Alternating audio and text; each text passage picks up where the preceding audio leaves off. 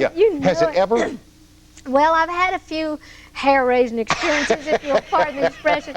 Once this little guy that I was in this show called the Porter Wagoner Show. Porter was the guy that gave me my first big break in country music. And he had this little dancing fiddle player named Mac McGahey, and Mac was so hyper and spastic, and he was a great fiddle player, but he just couldn't be still. He was just all over the stage with his little fiddle. And I had on one of these little cascades, the hair pieces. Yeah. And thank God I had on a lot of hairspray, and it's just matted together, but he got his bow hung up in my hair, and it just kind of lifted it up. But there was enough spray, and it kept some of the hairs together. It didn't completely come off on the bow. I was like pulling my hair down. So I've had a few things. Once I was riding a bike with my nieces, and I had on this little wig, and we went under a tree, and it was hanging there. And I just kept going.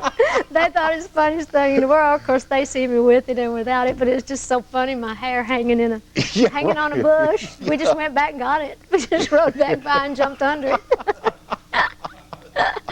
But you never just whip it off and just for the sheer joy of it. No, Tom, and I'm not doing it now no, either. You can forget it. No, I wasn't even in my mind, I swear. What's the old line we used to use behind guys' backs if they wore a rug? You know, stop it or I'll pull the rug right out from over you, you know? Yeah, well, that could work. But anyway, I do enjoy wearing the wigs. I love all the makeup and all that. So, but the good thing is, I mean, I probably look the same when I'm 100 because I'm more like a cartoon than anything else. I love to paint and powder, and I have a look, and hopefully it'll always be my look. Yeah, but I hope to God that you like the way you look when you go home and you take it off. Oh, I do. Okay, I'm good. very comfortable with myself. That there's the caricature, and then there's the real you. Yeah, no, you're not scary at all. There's the real me. But I mean, I just enjoy all the makeup and the play. It's like a kid play. I guess I always wanted to do this when I was a kid. I always wanted to have makeup and fancy clothes and look like the queens and the movie stars, and so I still enjoy it. I understand. You know, until I had my daughter, I never understood the hair and makeup gene, but now I fully understand it. Yeah, you know? and you have a little granddaughter that's 6.5. She'll probably she's got it now, as a matter of fact. And like I know women who've never had sons, they have sons, and they say, where did the truck gene come from? I said, it's built into us. It's right there, you know, trucks and trains, and that sort of stuff. Times, yeah. We are chatting with the irrepressible Dolly Parton, who stars in Unlikely Angel on CBS on the 17th, and has a CD out now which is called Treasures. Back with you on the toll-free on radio and television at 800-952-2788 after these messages.